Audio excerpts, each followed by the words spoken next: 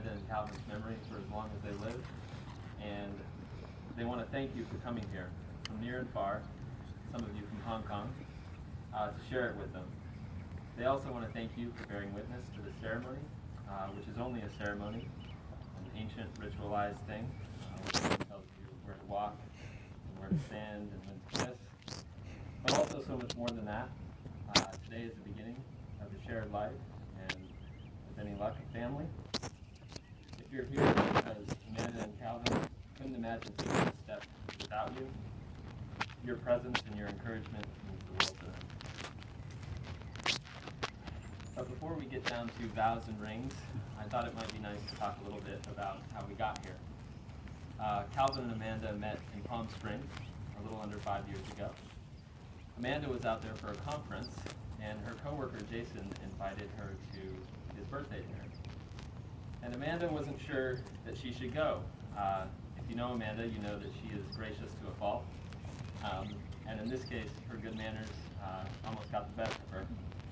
But eventually she worked up the nerve to go, and when she showed up, she found Jason waiting for a table, and next to him was this handsome devil, Calvin. The way Calvin tells it, he was at the bar, relaxing, having a margarita.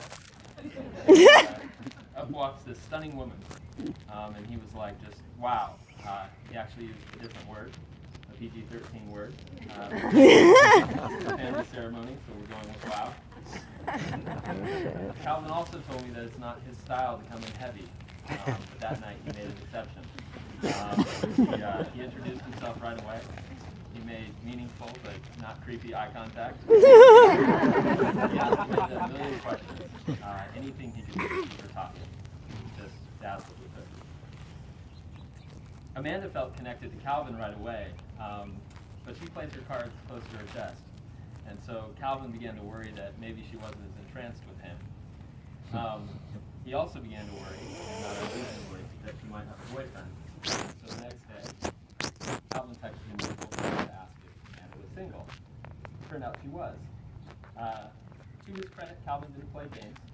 He didn't wait 3 days, called her right away.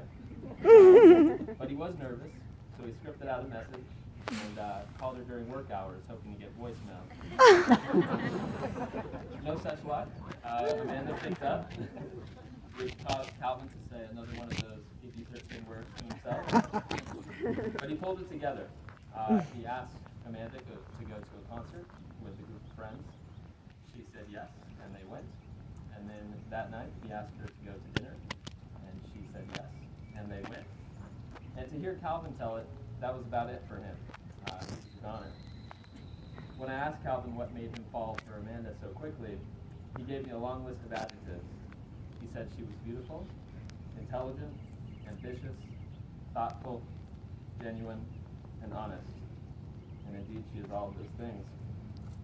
He also said she was the best listener he'd ever met, and that he knew, even in those early months, that she was the sort of person he wanted to start a family with. Which is all to say, it wasn't long before Calvin could start to picture himself up here today. But Amanda wasn't so sure. She was feeling all the right things about Calvin, how could you not? But he was catching her at the wrong time. Amanda has never lacked for admirers, but she was bored of dating. It wasn't something she wanted to invest a great deal of energy in. But Calvin was persistent, and as she spent more and more time with him, she saw that beneath his boyish good looks was this gentle and kind person. She saw that Calvin had an infectious personality. Older people, younger people, kids, babies, dogs. Everyone she loved loved him. Amanda felt she could go anywhere and do anything so long as she was with Calvin. And so after a few months, she was falling fast too. Fast forward to April of last year, Amanda found herself back in Palm Springs. She and Calvin had come out for the weekend for a country music festival. They were going with a group of friends, but Calvin insisted they come up a day early. To do Amanda's boss a favor by meeting a repairman at his vacation condo. And it tells you what a nice guy Calvin is, that Amanda bought this story. If I started talking about meeting a repairman, my wife would know right away that something was up. But Calvin really sold it. He told Amanda that it would be great to have an extra day in the desert. He invented a half marathon for this training sport. That was a clever trick. You know Amanda, you know there's one thing she loves besides Calvin, and that's getting a run in. My wife recently went to her bachelorette party and said she went running in the mornings, which is the first time I've ever heard of that. Calvin told Amanda they could run a trail at the top of the Palm Springs Tram. He said they could take the scenic detour up to Vista Point, where you can see the entire Coachella Valley and into Joshua Tree. He brought his trainers and a small backpack, and in that backpack, next to the water reservoir, he stashed 2 small cups, a bottle of champagne, and an engagement ring. Calvin made it up to the top, and when Amanda finally made it, she found him waiting there on one knee. So here we are, a year later, the moment draws near. I think convention requires me to say something at this point, something of wisdom about how to be married. But there are lots of ways to be married, and knowing you two, I know you'll figure it out quicker than most. In fact, I'm kind of looking forward to your advice on the subject. More than anything, I just want to encourage you to keep being yourselves. Oftentimes people will say that 2 people deserve each other in a derisive way, but you guys deserve each other in the very best way. I know it's going to be a joy for all of us here today to watch you build a life together. Anything else I say is just an extra moment that we all have to wait before we see you two become husband and wife. And no one wants that. So I think it might be time to hear you exchange some vows.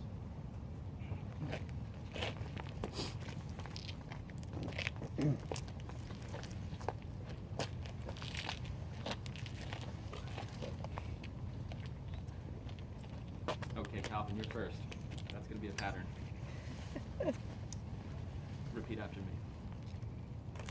I, Calvin, take you, Amanda, I, Calvin, take you, Amanda, to be my wife. to be my wife. I promise to be a faithful and honest husband, I promise to be a faithful and honest husband, to honor the trust that you place in me, to honor the trust that you placed in me, to support you in your successes and in your failures, to support you in your successes and your failures, to appreciate and accept you for who you are, to appreciate you and accept you for who you are, to care for you when you are ill and when you are well, to care for you when you are ill and when you are well, and to love you in the best way that I know how. to love you in the best way I know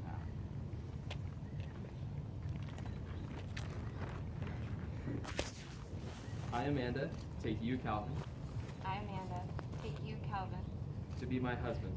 to be my husband.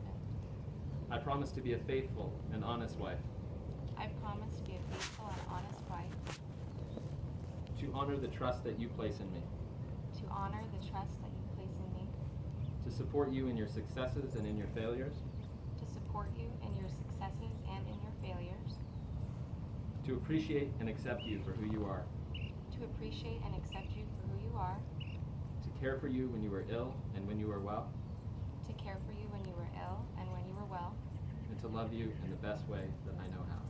and to love you in the best way that I know how.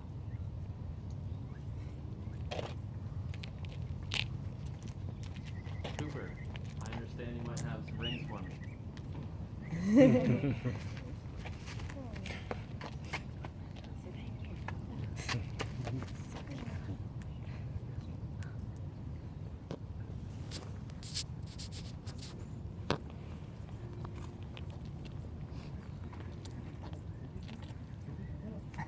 Amanda made me promise not to do the whole thing about the ring being a circle and.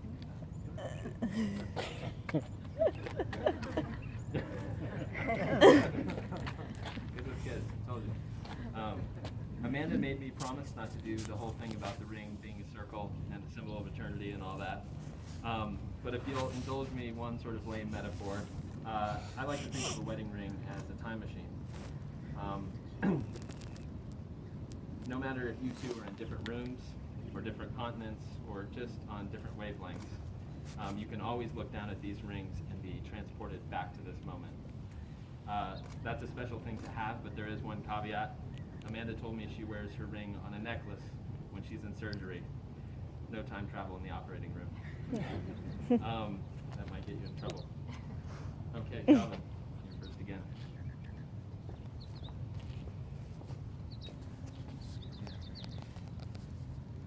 Calvin, give you this ring I, Calvin, give you this ring as a daily reminder as a daily reminder of the vows I have just spoken of the vows I have just spoken and of my life for you, love for you. and of my love for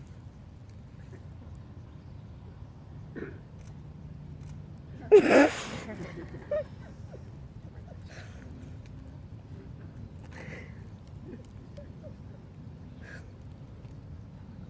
Okay, repeat after me. I, Amanda, give you this ring I, Amanda, give you this ring as a daily reminder as a daily reminder of the vows I have just spoken of the vows that I have just spoken and of my love for you. and of my love for you. Okay, we're almost there. I'm going to ask each of you one more question. Do you, Calvin, take this woman to be your wedded wife? I do. And do you, Amanda, take this man to be your wedded husband? I do. Then by the power vested in me, I now pronounce you husband and wife. Calvin.